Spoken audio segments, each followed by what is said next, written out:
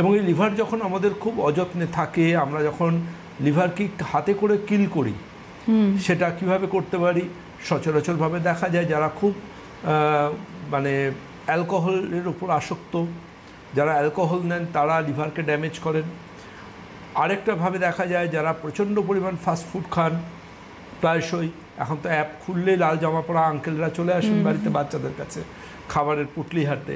তো আলটিমেটলি তাদের জন্য, যারা প্রচুর পরিমাণ ময়দা জাতীয় খাবার খান, আটা ময়দা এসব খেয়ে চলেন, তাদের বা চিনি খান খুব বেশি, মিষ্টি ছাড়া রাত্রে চলে না, এদের ক্ষেত্রে কিন্তু লিভারের সমস্যা আসে। যাদের খাবারের মধ্যে ফাইবারের পার্ট ভীষণ কম, তাদেরও লিভারের মধ্যে সমস্যা আসে। এবং বেশিরভাগ ক্ষেত্রে এবং এমন কিছু ওষুধ আছে, কিছু জ্বর কমানোরও ওষুধ আছে সাধারণ, সেই ওষুধেরও কিন্তু ওভারডোজ হলে, টক্সিসিটি হলে তাতেও কিন্তু লিভার ড্যামেজ হতে পারে।